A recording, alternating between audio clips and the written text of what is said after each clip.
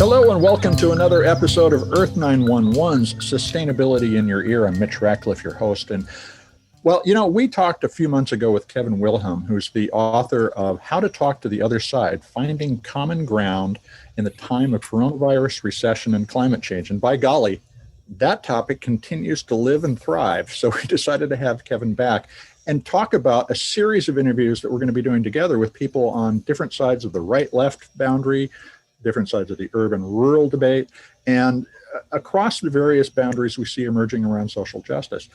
Kevin, welcome to the show. How are you doing today? I'm great. Thanks for having me, Mitch. Well, it's obviously been a strange time since we last spoke in August. And of course, there was a big event, the election. Donald Trump got 73.6 million votes, but Joe Biden got 79.5 million votes. More people voted in the United States than have ever. We had real participation, but what does that really narrow divide between the two sides tell you about the state of the country's politics, especially with regard to climate change? Well, I think what it tells us is that there's really almost two different mindsets of what our country is. I mean, I think that the term, are we divided?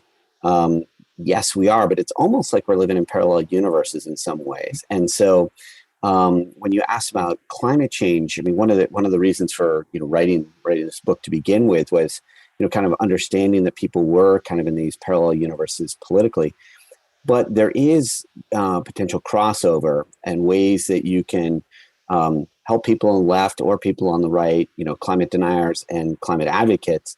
Through a series of common sense, dollars and cents type issues. And I think that what I've found, throughout kind of the last couple of months is that whether you're talking to, a super right Trump supporter in Kansas, or you're talking to a lefty greenie in Portland, they can agree on things like, ways that, rural landowners can make money from renewable energy, which addresses climate change, as long as you don't bring up the terms climate change or talk politics. So if you talk money and you talk policy in the sense of how do you encourage people to solve these problems, people can get along. But when we start declaring our sides by using certain terminology, the conversation can fall apart. Yeah, exactly. I try and run away from all the buzzwords and, political ramifications and anything. And of course, my company's named Sustainable Business Consulting. So I think people, correctly assume we're on a progressive left side of kind of a political aisle.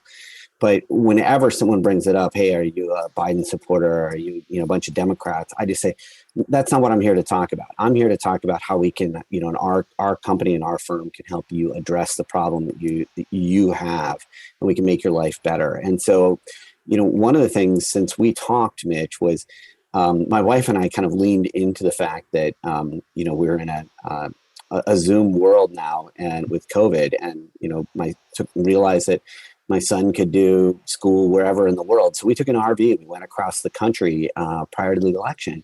What really jumped out at me was, you would go across the areas in Wyoming, which used to be known as, as coal central, good, clean, low sulfur coal. And it's windmills everywhere. And when you go across Kansas, and you used to drive across I-70 in Kansas, and there'd be nothing. And then you get to Bob Dole's hometown of Russell, Kansas, and you see oil wells everywhere. Right. Now what you see is oil well museums, and you see windmills everywhere. And then, even going through areas of Iowa, which, even during the second Bush administration, where they were really pushing for ethanol and subsidies to really push, using corn of Iowa and Nebraska, you see that a lot of these cornfields are there. And instead of being fallow, they've got portable solar arrays that they moved to their fields that they were going to lay fallow for a year, and then they just move them around. And these were all ways that what we're seeing is that these are ways that farmers in rural America are understanding that they can be part of a solution on climate change. But just as long as you're not talking about climate change, you're talking about how can we make sure that the viability of your way of life and your farm and your ability to pass your farm down to the next generation can be had. How can we provide you with a stable source of income that protects you against price fluctuation, trade wars, and pandemics, then they're like all in. And they're harvesting. I mean, you describe various forms of harvesting energy from their environment. Exactly. And if you just put it in those terms, and we just recently interviewed Steve Groff, who's a regenerative farming advocate, and talking about the fact that the farm itself is rethinking its relationship with the market, and everything is already going on. So I have a lot of hope for the Midwest. Let me ask a variation on a question that came up the other day, though. It was pointed out to me that the Pacific Northwest, because of our hydro, wind, and solar capabilities, could be perceived by other regions in the country, energy-producing regions like Texas, the oil fields in Oklahoma, and so forth, Ohio and Pennsylvania, as a competitor, and that there could be real regional tension between these areas as they fight for subsidies or other policy support for the migration to renewables. Do you see regional conflict as another element of what's dividing us today? To some extent, I would say yes. I think on the hydro issue, I mean, the reality is something like 99% of all the rivers in the world that could be tapped for hydro energy have already been tapped for it. So I wouldn't say that hydro is the issue, but in the Northwest, we've had traditionally the lowest and cheapest energy prices. And so that's why you've got Boeing manufacturing here. That's why you have aluminum companies, which use, the most intensive amount of energy. Cement manufacturers are based out here because, again, they use super high, intense amounts of electricity to make their product. But I think that kind of competitive advantage is winnowing down in the same way that, the auto industry used to be based in Michigan in the Midwest, and then now it's in the South because of right to work laws, and they're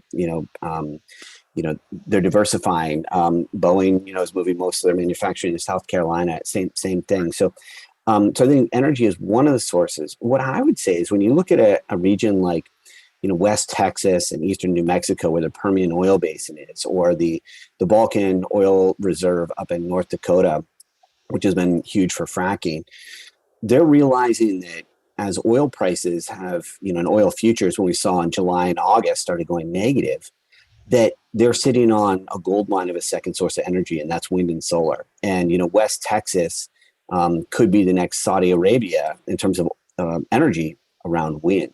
And so I think you're starting to see these companies that used to refer themselves as oil companies now referring to themselves as energy companies, and they're quickly divesting from some of the spots and moving into renewables just simply because it's cheaper.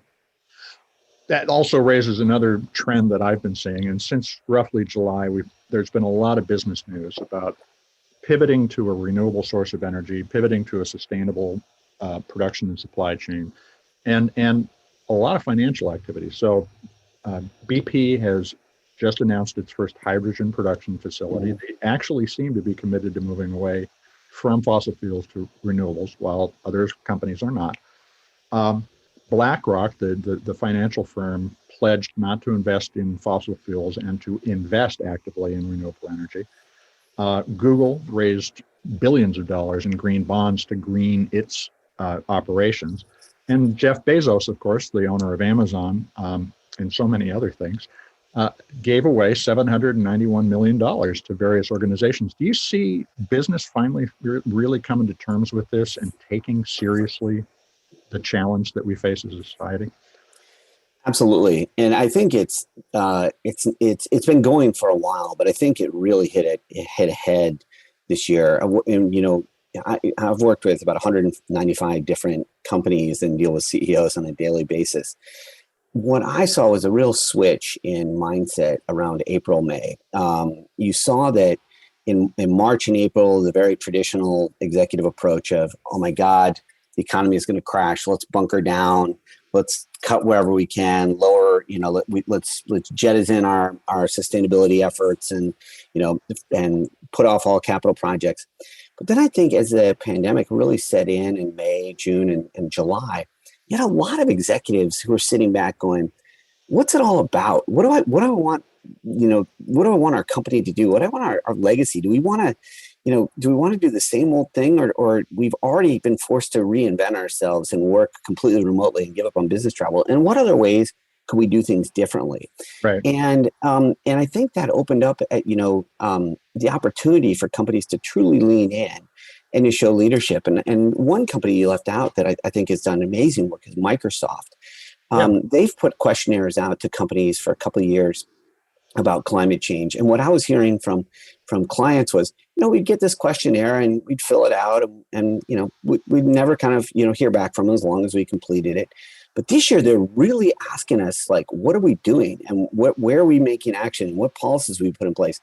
And so just by actually enforcing kind of some of their questionnaires, companies are all of a sudden going, well, we not only need to do this so we don't lose the Microsoft contract, but as we were in those discussions, those CEOs of those customers were all saying, well, what are we doing on climate change? And then when you saw what happened with the Breonna Taylor and George Floyd incidents over the summer, then CEOs were forced to lean in on it, and really, a lot of organizations, let's be honest, hadn't been truly authentic in what they meant by addressing diversity, equity, inclusion, and now they are forced to. And I think companies are just realizing, like, let's be on the right side of history, and I think that they're going to go for that. So I think it's really exciting. And I think whether or not Trump or Biden had won, I think companies are moving in. But I do think now that Biden has won, I think that the mindset is really shifting. Like, well, we know that there's going to be some changes and some actions on climate change, so we better get our act in gear. Well, and I think my perspective on the business transformation was they were going to do it regardless of who exactly won. Having to sit at home and to see their communities change around them, they also recognized that the priorities that everybody was talking about had to do with the reliability of the supply chain, the weird and strange weather we all lived through at the same time. The wildfires in the West, the hurricane, the massive hurricane season in the South has refocused people's attention on the fact that our life is not as stable and predictable as we thought. Yeah. And that's really the basis for what we want to do this series of interviews around. Exactly. Getting people together to talk about the fact that, wow, we're all surprised. We're all back on our heels. How can we pull together? So we're going to be doing conversations about green investing. We're hoping to get some Goldman Sachs people on. We'll be talking about across the urban-rural divide, how we make policy to support environmental progress. Trying not to use the buzzwords as I say that. And a number of other advocacy organizations. What are you hoping to get out of this? And where do you see some of these bridges starting to be built? So, Mitch, that's a great question. And what I want to get out of this podcast, but more importantly, what I want your listeners to get out of this is I want them to return to a sense of hope, and that there isn't this despair that you can't talk to someone from the other side on the political divide. I want them to realize that there's practical solutions that are available right now, right in front of our eyes, that can make people's lives better on both sides. And I think that, one of the things that we're all going through with the pandemic, it's almost like, when you ask somebody, how are you doing right now? You almost have to say, well, how are you doing? Let's just skip that we're in a pandemic. The schools are closed. It's a given. And you have no social life right now. So that's where the given is. Mm-hmm. So in what ways can we make each other's lives better? And that's where I think if you ask that question and lead with that, it helps bring down the barriers that are there. And you can get, business environmentalists, you can get people crossing the rural-urban divide, you can get Republicans and Democrats to come together on issues. You say, in what ways can we make, our lives and society better right now? And I think that's what a lot of people are yearning for. Well, I'm really looking forward to co-hosting these conversations with you. And folks, watch for Earth911 conversations. That'll be how we tag this so that you recognize that this is one of these events. And we'll have a guest from each side of each of these divides as we go through the conversation. Kevin, I want to thank you for taking time to just help me explain to everybody what we're going to do. And I'm looking forward to our next conversation. Absolutely. Thanks for having me, Mitch. And all your listeners look forward to future conversations. Well, hey, everybody, take the time to share this podcast with your friends so we get the word out about this. Because, again, we all believe that there is hope, that this is not something that we are doomed to suffer through and not be able to overcome as a society and as a species. So tune back in, share this with your friends. This is Earth911, Sustainability in Your Ear. I'm Mitch Ratcliffe, and we'll be back, of course. In the meantime, take care of yourself, take care of one another, and let's take care of the planet.